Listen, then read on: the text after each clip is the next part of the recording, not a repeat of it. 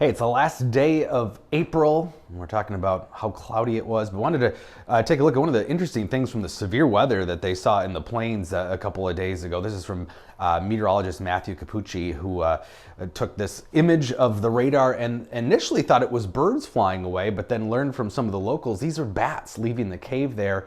And that showed up on radar, and normally they go out kind of in a circle, but they went all in one direction ahead of that storm. So the bats definitely knew what was to the west of them. Yeah, we did finish April the 8th cloudiest on record in the Twin Cities, so it was not just your imagination, but just imagine how bad those other 7 were. And now that the sun and warmth is out, got to deal with pollen. So if you're one of those spring allergy sufferers, yeah, it's been high. 11.3 yesterday was on the high end, moderate levels today, and then tomorrow we're back into the high category. So basically any of these warm, dry, breezy days this time of year for the next few weeks, you're going to have those allergies definitely be an issue. High pressure sitting over Minnesota means lots of sun today, but we do have some high clouds sneaking in above that dome of high pressure, just a little filtered afternoon sun, and should see a fair amount of that sun tomorrow too. We're going to be talking about something called the low level jet. You're going to hear me talk about this more in the summer when we talk about storms, but basically this is warm air aloft, just about 4,000 feet above the ground. It's going to be really roaring tonight at speeds of 60 to 75 miles an hour. So that's warm air rapidly moving in above the ground. The reason that happens is because when we cool off at night, the lower atmosphere kind of what we call decouples or separates from the middle of the atmosphere because of that temperature difference and the winds pick up. That's going to lead to maybe a couple of showers. So in the more extreme case, in the summer, once we have heat and humidity, that can create those late night storms with all that lightning. This time of year, maybe just a couple of morning showers or a late night shower tonight. So that's ahead of that surge of warmth coming in for tomorrow. A one-day, very warm day. We're talking 80s across the southern part of the state.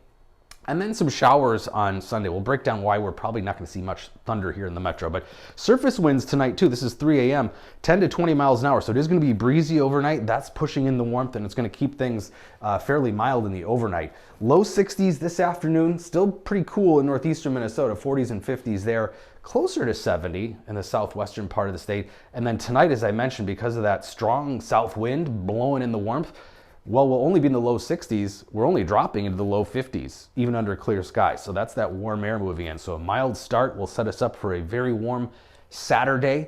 Winds will actually be lighter though. So it's not going to be a windy Saturday, just a breeze out of the southwest, but highs in the low to mid 80s here all across southern Minnesota. And even northern Minnesota gets in on some warmth here with temperatures in the 70s. So a very warm Saturday, our second day in the 80s so far this spring season. But the issue with Sunday in terms of thunderstorm chances is the real moisture doesn't quite make it in here or just brushes southern Minnesota, those dew points in the 50s and 60s. So we really need more deep moisture to get thunderstorms around here for Sunday. Not out of the question, but the southernmost part of the state and into Iowa is where we'll see that thunderstorm energy, which is directly proportional to the heat and the dew points, and of course instability aloft, but it all stays just to our south, and that shows up here on the European model's forecast lightning. You can see quite a bit of it to our south late Sunday, even southeastern Minnesota, but in the Twin Cities maybe not quite so much. So there's just some scattered showers Sunday into Sunday night. That's really our most significant chance of rainfall here for the next week. So next week will be cooler again, but not as cold as we've been, and we'll have some sunshine. So that's gonna make it all the worthwhile. So early shower on Sunday, a couple of Sunday morning showers, and then evening showers will develop, late afternoon, evening showers, again with the most of the thunderstorm activity just to our south. So about 61 today, again, filtered sun through high clouds, 83 tomorrow, the average for the middle to latter part of July. And then Sunday, still near 70, a lot cloudier though, and again, a few showers in the morning, better chance of more scattered showers later in the afternoon, evening, maybe lingering into the overnight, and then next week is cooler, low 60s, but it does come with sunshine returning again Tuesday, Wednesday, so not the gloomy, cold weather that we've had for a lot of the last few weeks.